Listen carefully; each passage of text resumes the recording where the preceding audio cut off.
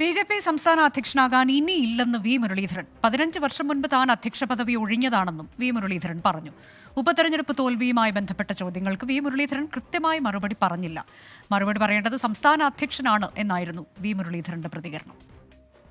ബി.ജെ.പിയുടെ ഒരു മുതിർന്ന നേതാവായതുകൊണ്ടും 40-40 കൊല്ലമായിട്ട് മാധ്യമപ്രവർത്തകരുടെ സ്നേഹം അറിയുന്ന ആളായതുകൊണ്ടും ഞാൻ ആ തരത്തിലുള്ള കാര്യങ്ങളെക്കുറിച്ച് പറയേണ്ട വേദികളിൽ ഞാൻ പറയും. സംസ്ഥാന അധ്യക്ഷ സ്ഥാനം 15 വർഷം മുമ്പ് ഞാൻ ഒഴിഞ്ഞതാണ്.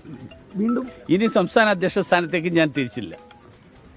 പാർട്ടി എനിക്ക് ധാരാളം ചുമതലകളല്ലാതെ തന്നിട്ടുണ്ട്, ഇപ്പോഴും തന്നിട്ടുണ്ട്.